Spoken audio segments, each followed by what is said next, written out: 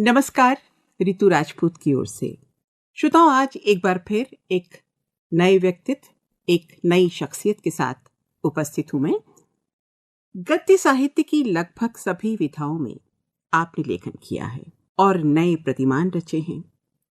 जिस विधा में भी रचा, उस विधा को लोगों ने हृदय से लगाया। चाहे उपन्यास हो, कहानी हो, नाटक हो, यात्रा वृतांत हो, फिल्म हो, चित्रकला हो, क्या क्या गिनाऊं मैं। मानो हर रचना आपसे संवाद करती है, सवाल उठाती है, लेकिन कहीं ना कहीं भीतर तक जुड़ती भी जाती है। उनका साहित्य एक और समाज में व्याप्त विसंगतियों को उजागर करता है तो निवारण का मार्ग भी सुझाता है। यथार्थ की पथरीली जमीन से अगर रूबरू कराता है तो जीवन की जीवंतता का दर्शन भी कराता है। कम शब्दों में असरदार ढंग से अपनी बात कहने में निपुण हैं आप। वो कहते हैं, नए नए रास्ते बनाने का जो मजा है वो बने बनाए रास्ते पर चलने में नहीं। अब तक शायद आप समझ गए होंगे कि मैं किन की बात कर रही हूँ। जाने माने साहित्यकार, कथाकार, नाटककार असगर वजाहत। ठीक इस वक्त मेरे सामने आपका हार्दिक अभिनंदन है और स्वागत है। बहुत बहुत धन्यवाद रितु जी, यहाँ बुलाने के लिए और बात करने के लिए बहुत शुक्रिया। कितने सारे रंग हैं, कितनी सारी विधाएं हैं आपके साहित्य की। मैं असमंजस में हूँ कि बात मैं कहाँ से शुरू करूँ, लेकिन बात तो करनी है। घने छायादार पेड़ों से घिरे लगभग 4 बीघे के टीले के घरों की ओर मैं आपको लिए चलती हूँ, जहाँ से बाहर की दुनिया दिखाई नहीं देती और नीचे वाले लोग टीले पर क्या हो रहा है वो नहीं देख पाते। तो मैं जानना चाहती थी कि साहित्यकार घुमक्कड़ यात्रा वृतांत लेखक के जन्मने की कथा क्या इसी टीले से शुरू होती है? देखिए, होता क्या है कि जो आपको नहीं मिल पाता जी। उसके लिए एक ललक पैदा हो जाती है दिल में। तो वो जिंदगी इतनी ठहरी हुई जिंदगी थी कि बाहर की जिंदगी के लिए मेरे अंदर एक बड़ी ज़बरदस्त ललक थी। मैं सड़कों को देखकर और दूर दराज के शहरों के नाम पढ़कर ये सोचा करता था कि पता नहीं वो कैसे होंगे, वहाँ कैसे जा सकता हूँ, जाने का क्या तरीका होगा। और जाहिर है कि मतलब एक स्टूडेंट के लिए, एक नौजवान के लिए जो घर की चौहद्दी में, चार दीवारी में बंद है, जिसके लिए शाम को बाहर निकलना मना है, तो उसके लिए ये सब कल्पना करना बड़ा रोचक था। और एक तरह से ये भी था कि मौके की तलाश थी उसको जी, कि मौका मिलते ही जो है वो ये जो पर है इनका इस्तेमाल करेगा। अच्छा, है ना, परों का इस्तेमाल जी। तो जो पर बांध के रखे गए थे, तो यूनिवर्सिटी में आते ही वो पर खुले, है ना, उड़ान शुरू हुई। और नए तजुर्बे, नए उड़ान, नए लोग, नई बातें, नए शहर, नए विचार, तो ये सब कुछ शुरू हुआ। वाह वाह, क्या बात है। मतलब एक पिंजरे में जो बंद था उसको एक नई उड़ान का रास्ता मिला और विशाल असीम आकाश में उसने उड़ना प्रारंभ किया। आप विज्ञान के विद्यार्थी रहे और हिंदी के प्रति आपका अनुग्रह, कोई तो बिंदु रहा होगा जिसने आकृष्ट किया होगा। देखिए, ऐसा था कि हमारे ज़माने में लड़का क्या बनेगा इसका फैसला माता पिता किया करते थे, लड़का नहीं करता था, है ना? कुछ लोग अब भी करते, कुछ अब भी करते हैं ज़रूर। बहुत मेरे ख्याल से बहुत गलत चीज़ है। खैर, तो मेरे पिताजी ने ये सोचा कि भाई इस लड़के को डॉक्टर बनना चाहिए, और डॉक्टर बनने के लिए साइंस पढ़ना ज़रूरी। तो मुझे साइंस पढ़ने को भेज दिया गया, लेकिन बहुत जल्दी ये लग गया कि साइंस पढ़ने में उतनी दिलचस्पी नहीं है जितनी अदब में है, जितनी साहित्य में है, जितनी शेर व शायरी में है। जितनी कलाओं में है। अलीगढ़ का उस ज़माने का जो माहौल था बड़ा वाइब्रेंट, कल्चरली बड़ा वाइब्रेंट कैंपस था जी। काफ़ी इंटरनेशनली नोन पोइट्स थे वहाँ जी। M.F. हुसैन वहाँ जाया करते क्या थे। क्या बात। इसके बाद जो है वो जज़बी साहब थे वहाँ, जो मजाज के साथियों में थे, शहरयार थे, राही मासूम रज़ा थे। एक गैलेक्सी थी वहाँ शायरों की। तो उनके साथ या उनके कांटेक्ट में आने के बाद जो है साहित्य से दिलचस्पी इतनी पैदा हुई कि BSc करने के बाद वो भी बड़ी मुश्किल से, अच्छा बड़ी मुश्किल से जी। मैंने तौबा कर ली कि अब साइंस नहीं पढ़ूंगा और अब मैं लिटरेचर पढ़ूंगा। तो क्योंकि हिंदी में लिखने लगा था तो इसलिए हिंदी साहित्य में MA करने की बात सोची जी। लेकिन मज़ेदार बात यह है कि मुझे ये लगता था कि अरे साहित्य पढ़ूंगा कितना अच्छा लगेगा, बहुत मज़ा आएगा। लेकिन जब साहित्य की कक्षाएं शुरू हुई, क्लासेस शुरू हुई, तो पढ़ाने वाले, पढ़ाने का तरीका और सिलेबस जी ऐसा था कि लगा कि आसमान से गिरे तो खजूर में अटके तो आसमान से गिरे खजूर में अटके। लेकिन अब खजूर में अटकना ही था, मतलब और कोई रास्ता नहीं था जी। तो खजूर में ही अटके रहे। फिर उसमें MA पास करना था, वो किया और उसके बाद तो फिर सिलसिला चल ही निकला। अच्छा, उस दौर में बहुत सारी फिल्में आई उस जमाने में, जैसे अब मुगले आजम की बात करें, गंगा जमुना की बात करें, बड़ी प्यारी प्यारी फिल्में आई। ताला साहब, सहगल साहब, एक से एक बड़े सिंगर हुए। हमें पता चला है कि आपको गंगा जमुना फिल्म के गीत बड़े पसंद हैं। हाँ भाई, गंगा जमुना के गीत पसंद थे और मुगले आजम के, और ये जो है वो तीसरी कसम वगैरह वगैरह, ये सारी फिल्में हमारे ज़माने में अलीगढ़ में हम लोग थे तो ये एक ग्रुप में देखी जाती थी। अच्छा, मतलब 10-12 लोग एक साथ देखने जाते थे और फिर वो 10-12 लोग उस फिल्म पे बात करते थे। क्या बात, बहुत डिस्कशन होता था सबका। अच्छा, आपने तीसरी कसम फिल्म का जिक्र किया, उसके बारे में अक्सर कहा जाता है कि ये फिल्म ऐसी है जैसे सेल्यूलाइट पर लिखी हुई कोई कविता, और इसके गीत भी बड़े मशहूर हुए। राज कपूर का अभिनय कहें, वहीदा रहमान का अभिनय कहें, तो इस फिल्म का एक गीत है, वो हम आपको सुनाना चाहते हैं। आइए सुनते हैं। दुनिया बनाने वाले क्या तेरे मन में समाई, काहे को दुनिया बनाई तूने, काहे को दुनिया बनाई। दुनिया बनाने वाले क्या तेरे मन में समाई, काहे को दुनिया बनाई तूने, काहे को दुनिया बनाई।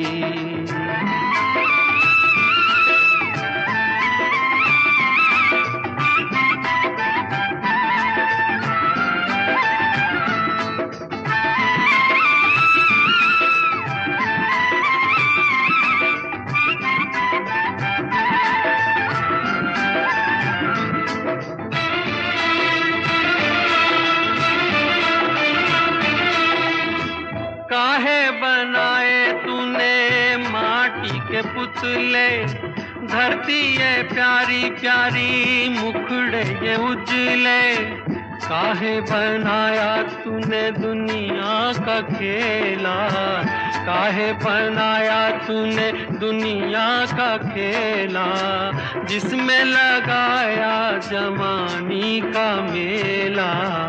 गुपचुप तमाशा देखे वाहर तेरी खुदाई, काहे को दुनिया बनाई तूने, काहे को दुनिया बनाई। दुनिया बनाने वाले क्या तेरे मन में समाई, काहे को दुनिया बनाई तूने, काहे को दुनिया बनाई।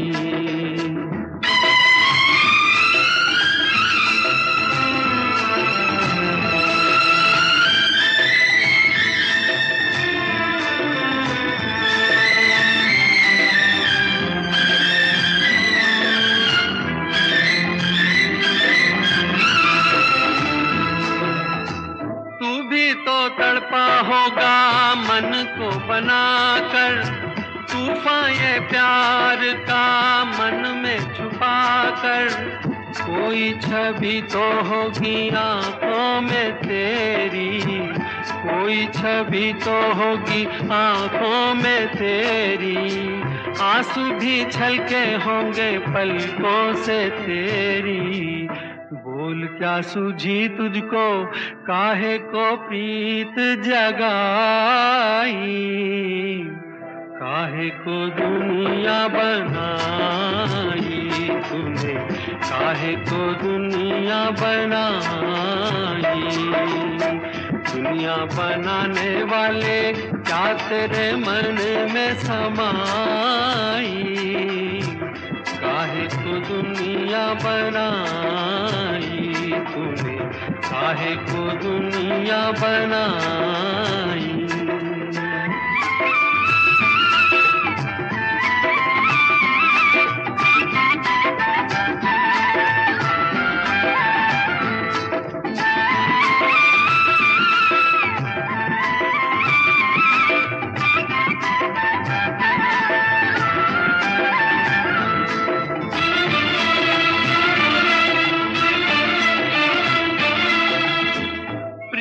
बना के तूने जीना सिखाया, हंसना सिखाया, रोना सिखाया, जीवन के पथ पर मीत मिलाए, जीवन के पथ पर मीत मिलाए, मीत मिला के तूने सपने जगाए, सपने जगा के तूने काहे को दे दी जुदाई, काहे को दुनिया बनाई तूने, काहे को दुनिया बनाई।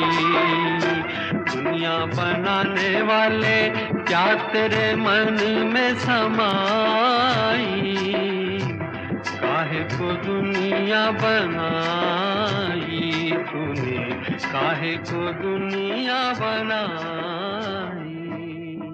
आप सुन रहे हैं कार्यक्रम लिटरेरी गुरु। मैं हूं रितु राजपूत और हमारे साथ हैं जाने माने साहित्यकार, नाटककार असगर वजाहत साहब। आपका फिर से अभिनंदन करती हूं, स्वागत करती हूं इस कार्यक्रम में। बात चल रही थी आपके हिंदी अनुग्रह की। MA हुआ और उसके बाद लेखन का कार्य भी धीरे धीरे शुरू हो चुका था।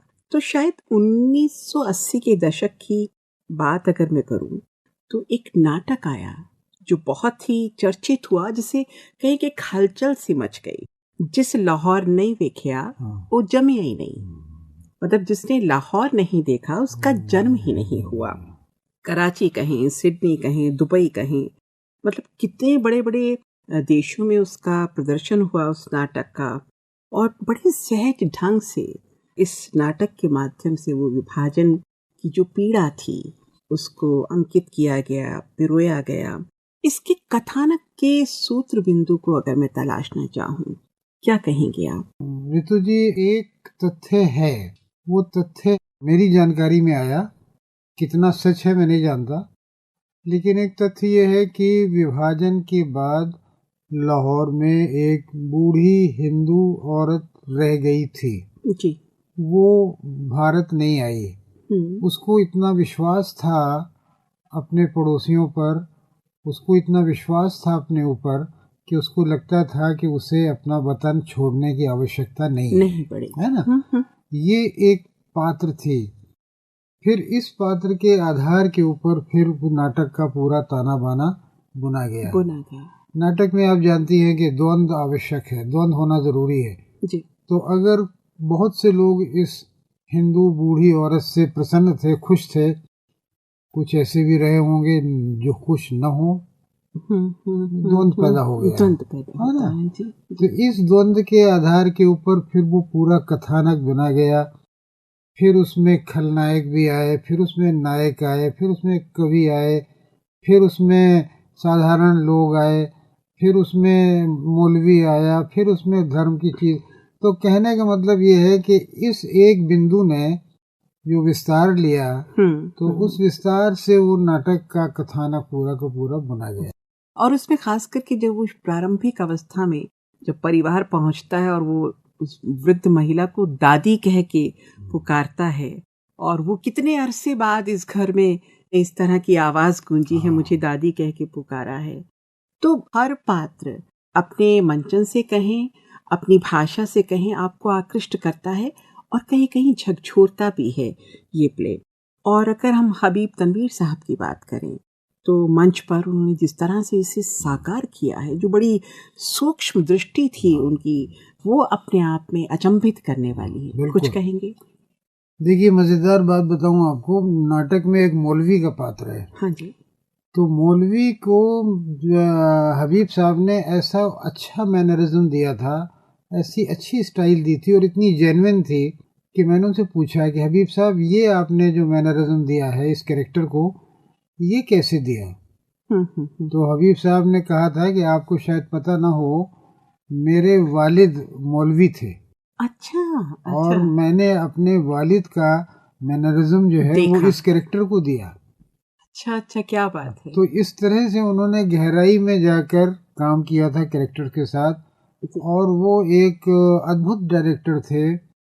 उनको न सिर्फ ऑडियंस की हर नब्ज का पता था, वो जानते थे कि किस संवाद में किस शब्द को कैसे और कितने पॉज के साथ बोला जाएगा तो उसका असर क्या होगा।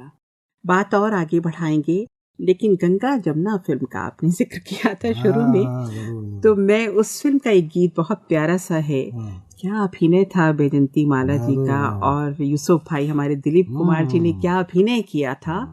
और गीत उसके सारे ही बहुत प्यारे हैं। दो हंसों का जोड़ा बिछड़ गया रे, मेरा बाला, चंदा का जैसे, और नैने लड़ जाई हैं, तो मतलब बहुत प्यारे प्यारे गीत है। तो यहाँ मैं वो गीत सुनवाना चाहूंगी, दो हंसों का जोड़ा। फिर बात आगे बढ़ाते हैं। जरूर।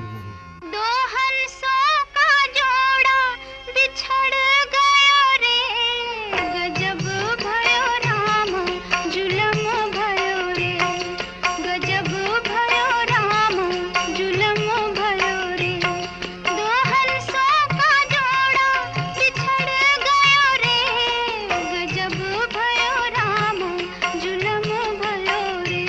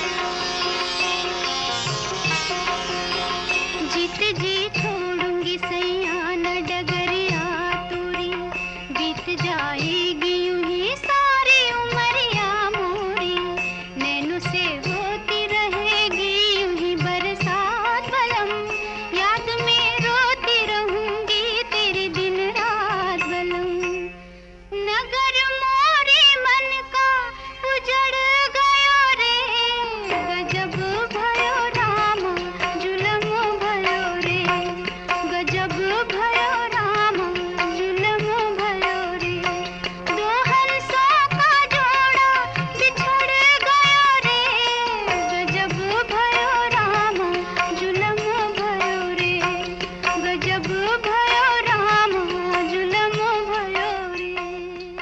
वजह साहब, जितने भी नाटक आपने लिखे हैं वो कहीं ना कहीं उद्वेलित करते हैं, उसमें संघर्ष भी दिखता है, अंतर्द्वंद भी दिखता है, और कहीं ना कहीं वो आपके साथ एक सवाल करता है और आप उसका जवाब भी देते हैं। लेकिन जैसा कि आपने हबीब तनवीर साहब के बारे में अभी कहा कि किसी भी नाटक को जब हम मंचित करते हैं तो पात्र की वेशभूषा है, स्टेज है, डेकोर है कि किस तरह का देश काल है, वातावरण है, भाषा शैली क्या हो, आपने मैनरिज्म की बात की, तो पॉज की बात की, स्ट्रेस की बात की, नाटक में ये सारी चीज़ें बहुत मायने रखती हैं।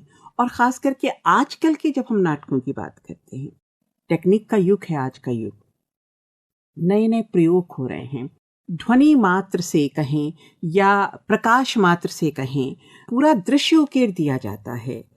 तो मेरा सवाल ये है कि आज की शैली में जहाँ पात्र अभिनय एक संकेत के माध्यम से, एक प्रतीक के माध्यम से कर रहा है, क्या लेखन पे भी कुछ असर पड़ता है? मतलब कुछ फर्क आया दिखता है आपको? मेरा तो ये मानना है कि प्रयोग जो है वो काल और समय जी से संचालित होने चाहिए। जी एक प्रयोग जो फर्ज कीजिए कि यूरोप में किया जा रहा है, वो हो सकता है कि हमारे समाज के लिए आज की तिथि में बहुत उपयोगी या बहुत यूज़फुल ना हो। हमें जो प्रयोग करने हैं वो अपने संदर्भ में करने हैं, है ना? और हमारे देश में जो नाट्य शैलियाँ हैं वो इतनी नाट्य शैलियाँ हैं कि हम उन्हीं को लेकर अगर प्रयोग करते रहेंगे तो बहुत विस्तार बड़े प्रयोग हो जाएंगे, मतलब बहुत बड़े गहन विस्तार वो हो है। तो अच्छा, ये भी मैं मानता हूँ कि देखिए अभी हमारा जो नाटक का जगत है, हमारे जो नाटक के दर्शक हैं उनके लिए, और मैं नाटक के दर्शक केवल बड़े शहरों के नहीं कह रहा हूँ, पूरे देश में जी नाटक के दर्शक हैं, उनके लिए शब्द का महत्व है ना? तो शब्द का महत्व बना रहे और इसके साथ जो है वो प्रयोग होते रहे, है ना? वो शायद ज़्यादा अच्छा होगा और सार्थक होगा। हाँ, सार्थक होगा। और ये एक माध्यम है जिससे हम कम्युनिकेट करते हैं। और नाटक जो आम आदमी की विधा है, आम आदमी के लिए, केवल बुद्धिजीवियों के लिए नहीं है, सबके लिए, हर किसी के लिए।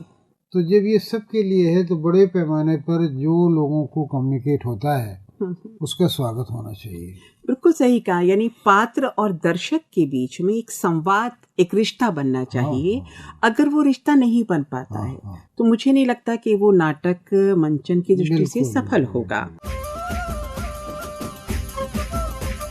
102.6 FM रेनबो की खास पेशकश, आप सुन रहे हैं लिटरेरी गुरु।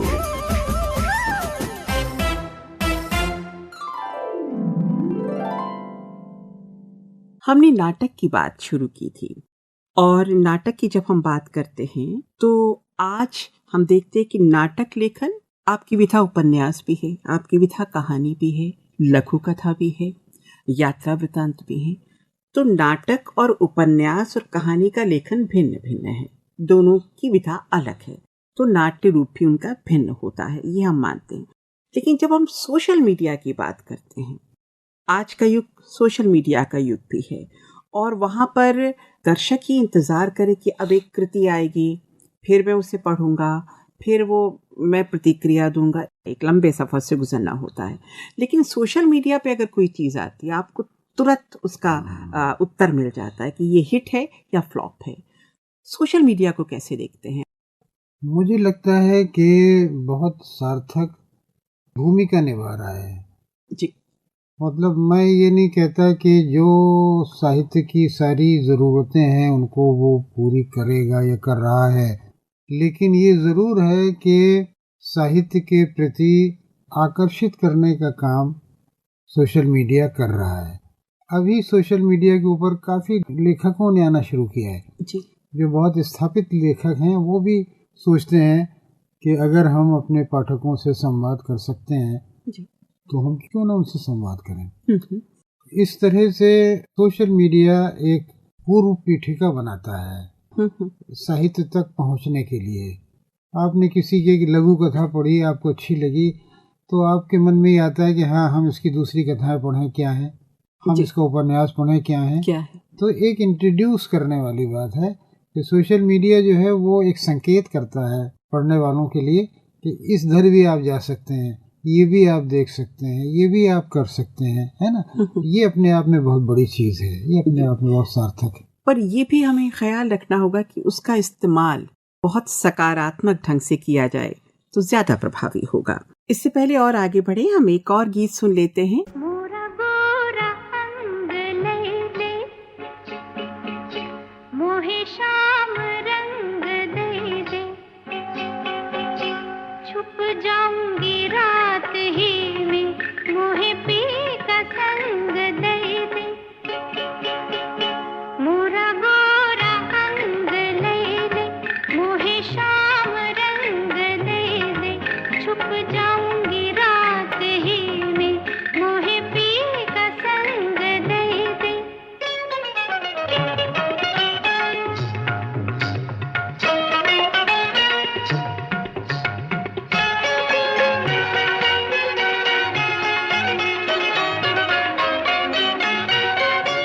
एक लाज रोके पैया, एक मोह खींचे बैया है। एक लाज रोके पैया, एक मोह खींचे बैया, जाऊं किधर न जानूं, हमका कोई बताई दे। हो मोरा गोरा अंग लैले, मोहे शाम रंग दे दे, छुप जाऊंगी रात ही में, मोहे पी का संग दे दे।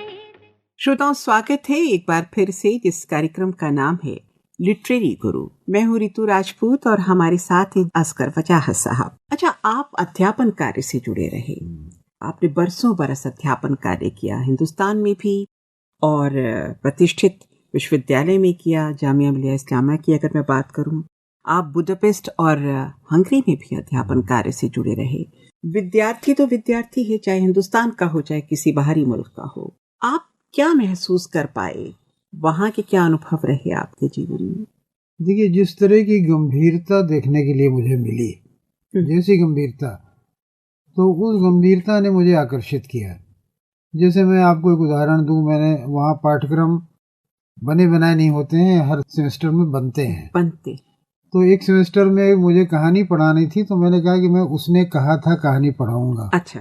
तो वहाँ मीटिंग में पूछा गया कि आप कौन सा टेक्स्ट पढ़ाएंगे। अच्छा। कौन सा टेक्स्ट पढ़ाएंगे, ये सवाल हमारे यहाँ प्रायः नहीं होता। तो वहाँ कहा गया कि ये कहानी तो हजारों बार छप चुकी है, कौन सी छपी हुई कहानी आप पढ़ाएंगे, कहाँ छपी थी, कब छपी थी, कैसे छपी थी, ओरिजिनल कौन सी कहानी है, ओरिजिनल से वो कितनी अलग है, ओरिजिनल से उसमें कितना टाइम का डिफरेंस है ना। तब मुझे ये लगा कि देखिए, टेक्स्ट को लेकर के जो गंभीरता होनी चाहिए वो गंभीरता यहाँ पर बहुत ज़्यादा है। तो हम लोग फिर उनकी ग्रंथावली पर चले गए और आपको आश्चर्य होगा कि जो मूल कहानी है उसकी तुलना में जो अब छपती है, उसने कहा था कहानी काफ़ी अलग है। अच्छा।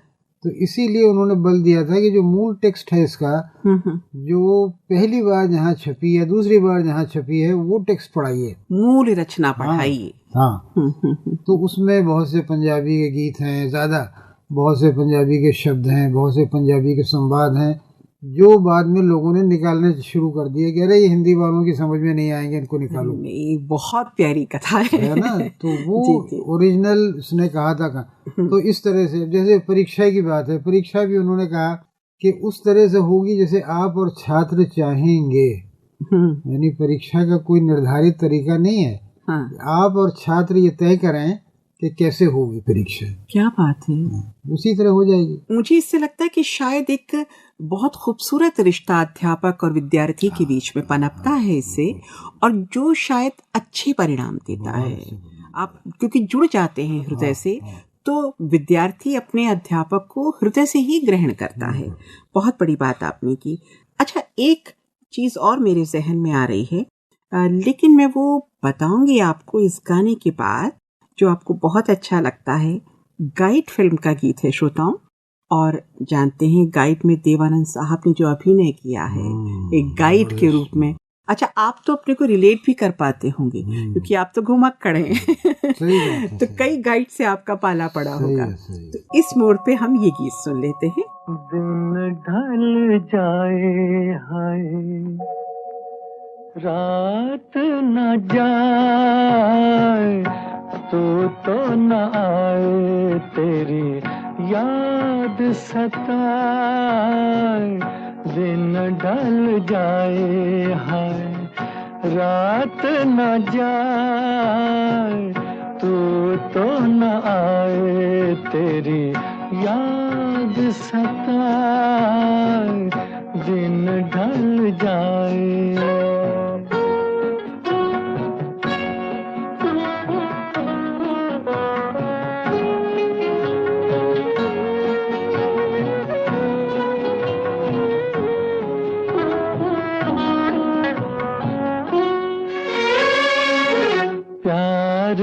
जिनके सब जग छोड़ा और हुए बदनाम,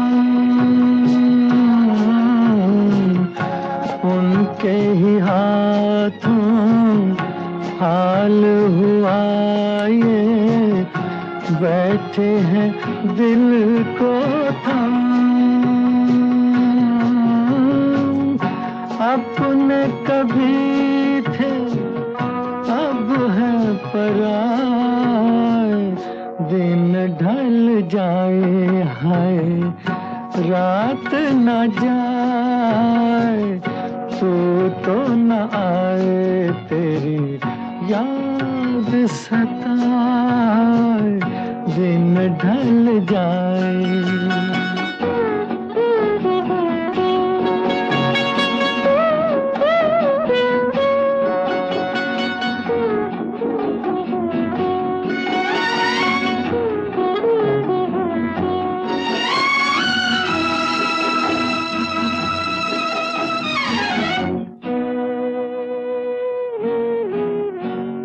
ऐसी ही रिमझिम, ऐसी फुहारें, ऐसी ही थी बरसात।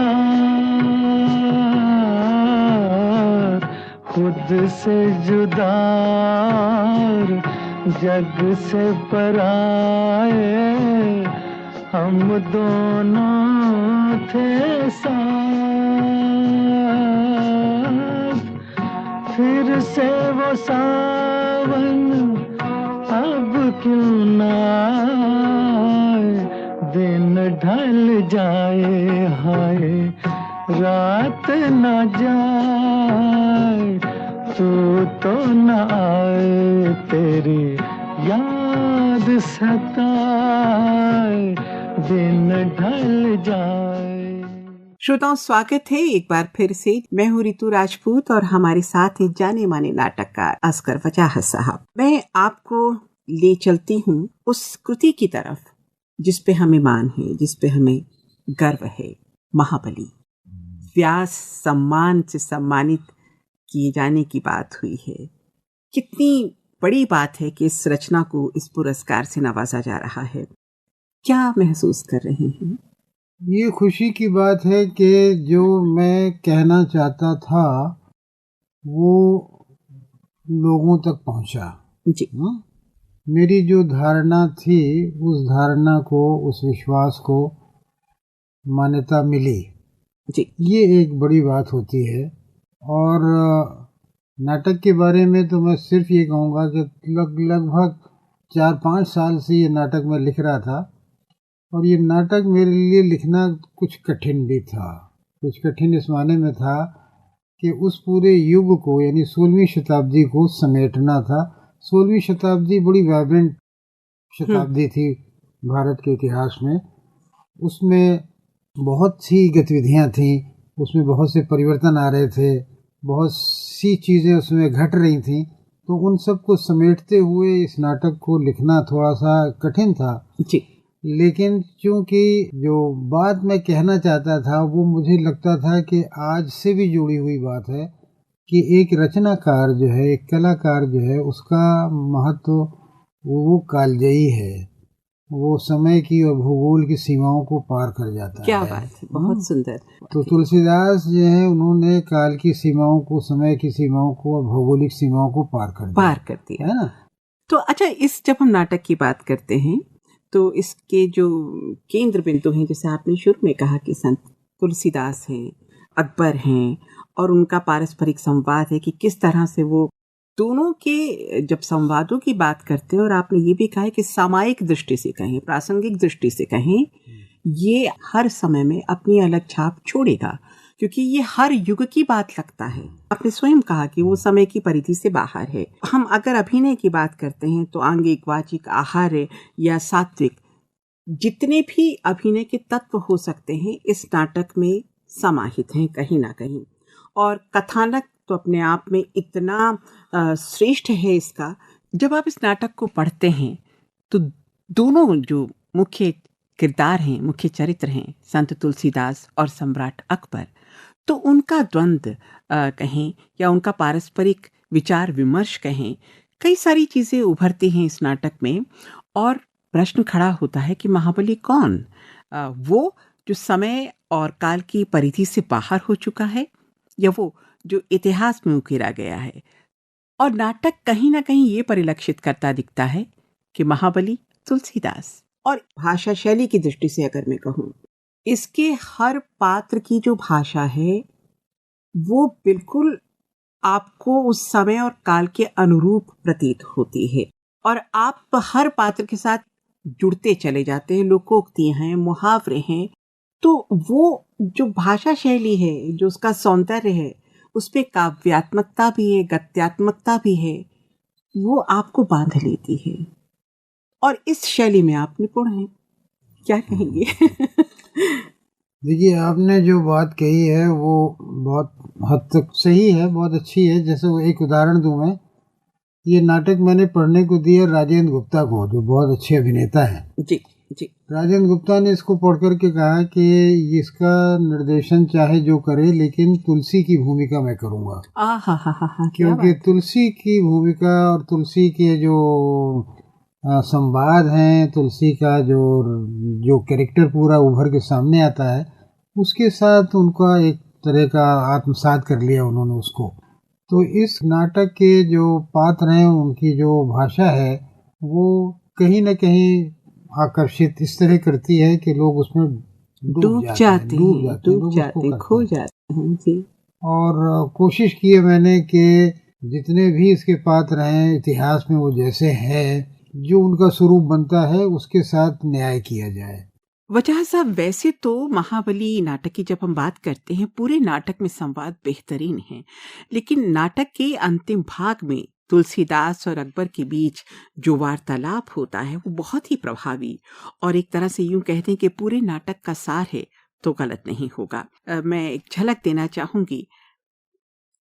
तुम ठीक कह रहे हो गोस्वामी, हुकूमतें सच नहीं सुनती, न सच बोलती हैं, न सच देखती हैं, लेकिन कभी कभी कोई सच की गिरफ्त में आ जाता है, सच का शिकार हो जाता है।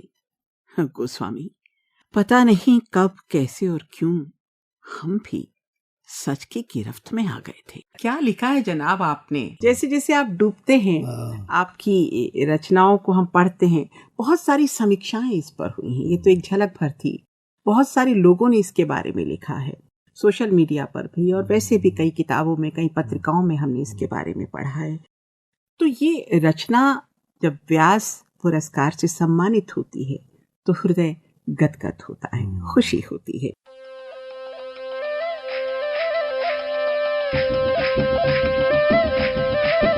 विचारों की ऊर्जा, कल्पना की उड़ान, कलम की शक्ति और भाषा का गौरव, यही तो है लिटरेरी गुरु। वजह साहब, आप फिल्म के लिए लिखते हैं, आप टेलीविजन के लिए लिखते हैं, पटकथा लिखते हैं, सब अलग अलग विधाएं, जैसे मैं शुरू से कहती चली आ रही हूँ, हर एक विधा का अपना अलग स्वरूप है, अलग रंग है। टेलीविजन और खास करके फिल्म के लिए लिखना अलग तरह का होता है। श्रोताओं, इस पर हम बात करेंगे, लेकिन एक और गीत सुन लेते हैं जो हमारे असगर वजाहत साहब की पसंद का ही है। उन्हीं के दौर की फिल्म थी, जैसा कि हमने कहा शुरू में, बहुत प्यारा गीत था।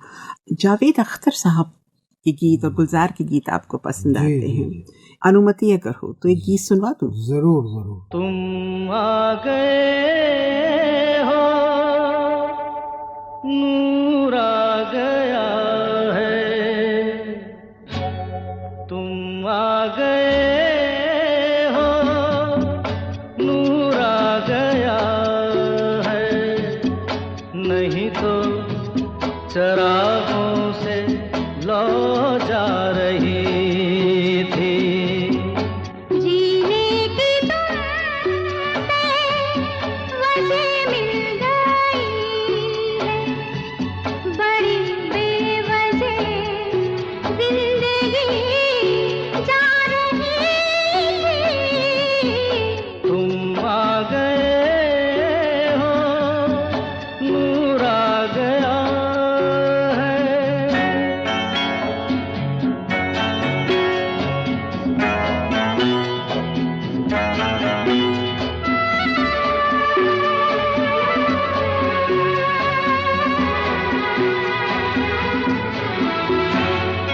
कहाँ से चले कहाँ के लिए ये खबर नहीं थी, मगर कोई भी सिरा जहाँ जा मिला वहीं तुम मिलोगे।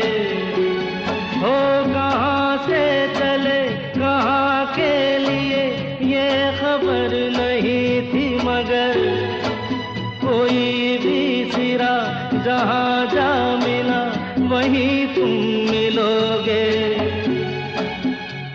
कि हम तक तुम्हारी दुआ आ रही थी, तुम आ गए हो, नूर आ गया है। नहीं तो चरागों से लौ जा रही थी, तुम आ गए हो, नूर आ गया। एक बार फिर से स्वागत है असगर वजाहत साहब का। मैं हूं रितु राजपूत, और बड़ी सौभाग्य की बात है कि आज बहुत सारे बिंदु जो नाटककार के रूप में असगर वजाहत साहब के व्यक्तित्व में समाये हुए हैं, वो एक एक करके बाहर आ रहे हैं। मैं फिल्म और टेलीविजन की बात कर रही थी। लेखन में क्या फर्क महसूस करते हैं? देखिए, मैं तो ये मानता हूँ कि एक संयोग हुआ, जी लेकिन उसको सौभाग्य कह सकते हैं जी कि अलग अलग विधाओं में लिखने का काम मुझे काफ़ी शुरू में ही, यानी जब मैंने कहानी लिखना या नाटक लिखना शुरू किया था, जी उसी समय से मुझे मिलने लगा। सन 70-72 के आसपास एक फिल्म कोई बनी थी, किस्सा कुर्सी का, अमृत नाहटा। बिल्कुल बिल्कुल। अमृत नाहटा दूसरी फिल्म मुझसे लिखवाना चाहते थे, तो उनके साथ बैठ करके दूसरी फिल्म की स्क्रिप्ट पर काम किया। मुजफ्फर अली उसी जमाने में गमन फिल्म बना रहे थे, तो गमन फिल्म के स्क्रिप्ट पर भी काम किया। तो कहने का मतलब ये हुआ कि कहानी, उपन्यास, नाटक, फिल्म लेखन, टीवी लेखन, ये सब साथ साथ चलता रहा। तो मुझे कोई दिक्कत नहीं होती थी कि मैं उनमें कैसे भेद करूं, क्योंकि वो भेद मेरे दिमाग में बहुत पहले से हो चुके हैं, है ना। कि मुझे फिल्म के लिए लिखना है तो वो क्या होगा, उसके दर्शक कैसे होंगे, हाँ। उसके पाठक कैसे होंगे, हर विधा के अलग। एक तरह से लेखन क्या है, ये एक शतरंज जैसे होता है। आप जब पात्रों को आगे बढ़ाते हैं, स्थितियों को आगे बढ़ाते हैं, पात्र और स्थितियों के बीच में जो द्वंद्व होता है, उसके बाद एक पात्र पीछे जाता है, दूसरा आगे आता है, तो एक तरह से एक बाजी बिछ जाती है। अच्छा, और उस बाजी को फिर आप खेलते हैं, है ना। और वो बड़ी बाजी भी हो सकती है, मानिए उपन्यास में आपके 50 पात्र हो सकते हैं। अब 50 पात्रों को लेकर के जो वो बाजी खेली जा रही है, तो उसमें आपको हर पात्र का ध्यान रखना है कि कौन कहाँ क्या कर रहा है, क्या कर चुका, क्या करेगा, जी, है ना। जी। तो ये सारा का सारा समेट करके और उसके बाद कथानक को आगे बढ़ाना, और एक एक शब्द जो है फालतू का अगर होगा तो खराब कर देगा खेल। बिल्कुल बिल्कुल। मैं स्क्रिप्ट राइटिंग पढ़ाता था तो मैं छात्रों से कहता था कि तुम एक शब्द बदल दो इसमें और तो तुम्हारी पूरी स्क्रिप्ट बदल जाएगी, पूरी स्क्रिप्ट बदल जाएगी एक एक शब्द बदलने निश्चित रूप से, है ना। बिल्कुल बिल्कुल। ये जो मीडिया के लिए लेखन का काम है, मैं कहता हूँ नहीं, बहुत अच्छा काम है, क्योंकि ये आपको विजुअल की जो समझ देता है, उस विजुअल की समझ को आप दूसरी जगह इस्तेमाल कर सकते हैं। ये जो आपको एक तरह से संक्षिप्तता, यानी कोई बात संक्षेप में कैसे कही जाए, क्योंकि विस्तार से कहने के वहाँ समय नहीं है, वो ट्रेनिंग हो जाती है लेखक को। तो मीडिया जो है वो ट्रेंड करता है एक माने में आपको गंभीर लेखन के लिए। वाह वाह वाह, बहुत सही बात आपने की। इससे पहले और आगे बढ़े, हम एक और गीत सुन लेते हैं, क्योंकि गीत के साथ पठन पाठन का आनंद और बढ़ जाता है। पंछी नदियाँ पवन के झोंके, कोई सरहद ना इन्हें रोके। पंछी नदियाँ पवन के झोंके, कोई सरहद ना इन्हें रोके। सरहद इंसानों के लिए, सोचो तुमने और मैंने क्या पाया इंसान होके। पंछी नदियाँ पवन के झोंके, कोई सरहद ना इन्हें रोके। सरहद इंसानों के लिए,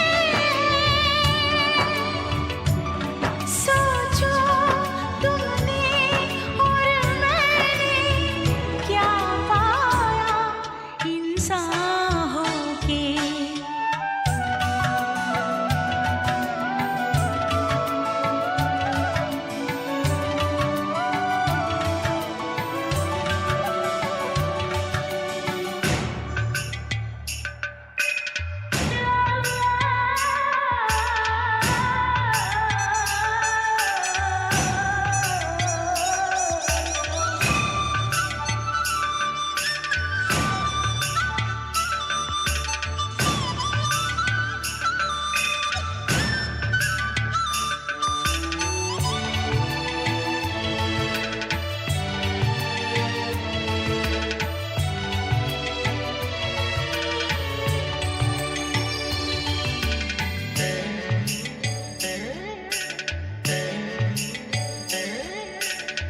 जो हम दोनों पंछी होते, तैरते हम इस नीले गगन में पंख पसारे।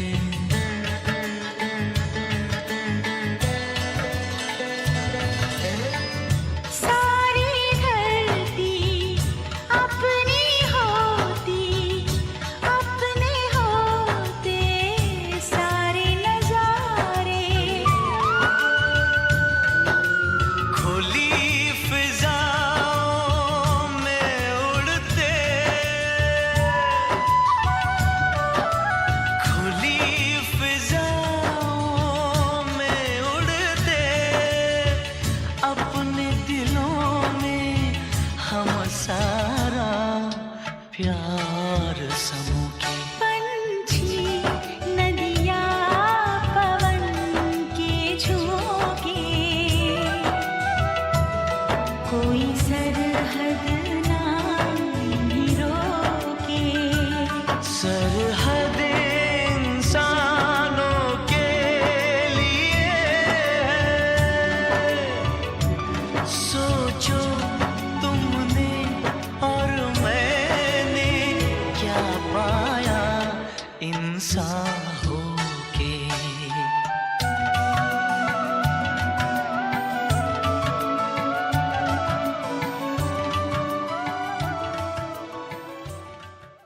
आप सुन रहे हैं कार्यक्रम लिटरेरी गुरु। मैं हूं रितु राजपूत और हमारे साथ हैं जाने माने साहित्यकार, नाटककार असगर वजाहत साहब। मेरी दुनिया में दुनिया की सर्वश्रेष्ठ वस्तु है घुमक्कड़ी। घुमक्कड़ से बढ़कर व्यक्ति और समाज का कोई हितकारी नहीं हो सकता।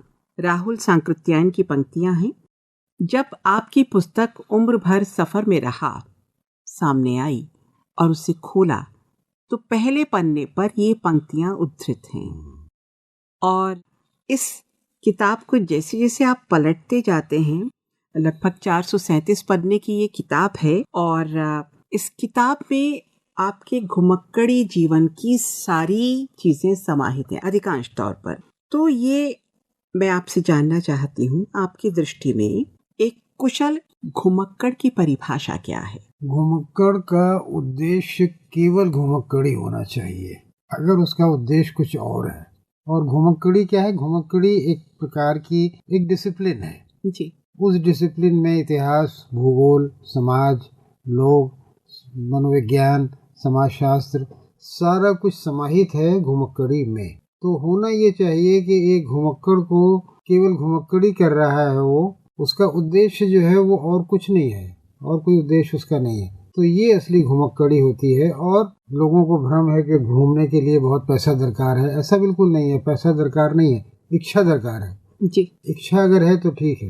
मैं ईरान में घूम रहा था, एक होटल में काफी सस्ते में मैं सोया। उसके बाद मैं बाहर निकला तो मैंने देखा कि कुछ पर्यटक जो है वहाँ बरामदे में सो रहे हैं। मैंने सोचा इन्होंने मुझसे कम पैसे दिए होंगे। अच्छा। फिर एक पर्यटक को देखा मैंने कि वो गार्डन में किसी पेड़ के नीचे अपने स्लीपिंग बैग में सो रहा है।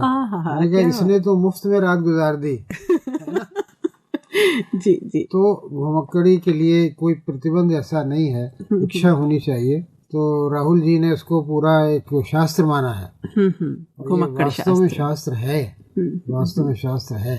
अच्छा, जितने भी आपकी यात्रा वृतांत हम देखते हैं, आप बहुत सारे मुल्कों में गए हैं, America, Tehran, Bulgaria, Azerbaijan, Jordan, Andaman Nicobar, Mizoram, हम अगर हिंदुस्तान की बात करें तो। और मिजोरम के आपके अनुभव बड़े अनूठे हैं, अंडमान के आपके अनुभव बड़े अनूठे हैं।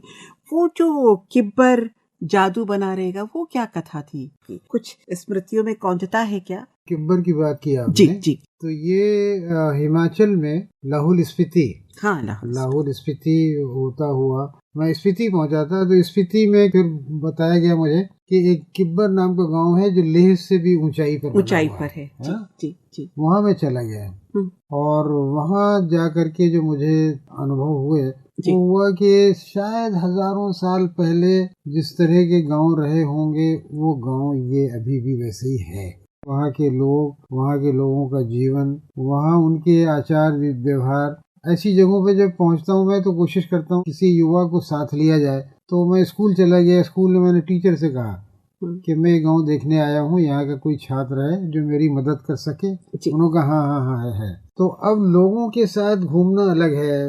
वो आपको घरों के अंदर ले जाते हैं, वहाँ क्या रहन सहन दिखाते हैं। तो किब्बर जो है वो एक प्रकार से मुझे लगता है कि उसके बारे में ज्यादा लोगों को जानना चाहिए। वो एक ऐसी जगह है।